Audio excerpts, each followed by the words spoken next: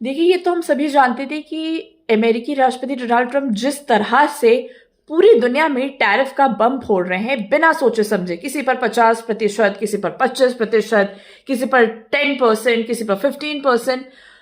तो ये बात तो साफ थी कि वो सोच समझकर ये डिसीजन नहीं ले रहे हैं, और अब उनका ये जो फैसला है ये उन्हीं पर भारी पड़ता हुआ नजर आ रहा है।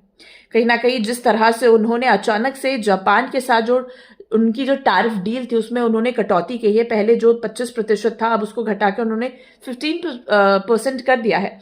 उससे ये बात तो साफ है कि अब उनको ये रियलाइज हो रहा है कि उन्होंने ये जो फैसला लिया है ये बहुत ही एटरेंडम लिया है। और वहीं अब देखिए, ट्रंप ने सोशल मीडिया पर एक बड़ा बयान भी दिया है। उन्होंने अपने social media handle truth portal पर एक पुराने एससीओ की फोटो दी थी जिसमें रूसी राष्ट्रपति पुतिन, चीनी राष्ट्रपति जेलेंस्की और पीएम मोदी साथ थे। और उन्होंने ये कोट भी किया है कि उन्होंने भारत और रूस को चीन के हाथों खो दिया।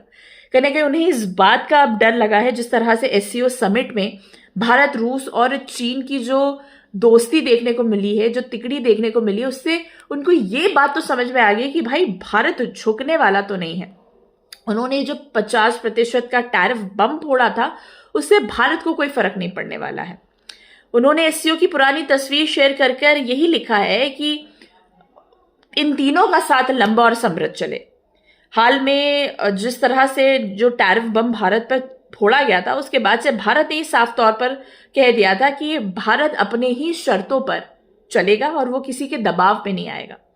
वहीं अमेरिकी राष्ट्रपति से ये सवाल भी पूछा गया कि आपके और भारत के बीच अभी कैसे रिश्ते, तो उन्होंने बोला कि उन्हें नाराजगी इस बात की है कि रूस से भारत तेल खरीद रहा है, लेकिन वो और मतलब यानी कि अमेरिका और भारत बहुत अच्छे दोस्त हैं।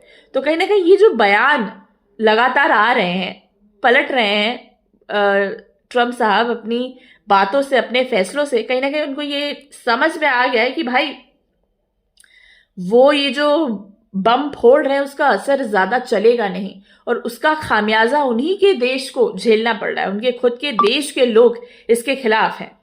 आपकी इस पर क्या राय है? कमेंट करके हमें जरूर बताइएगा।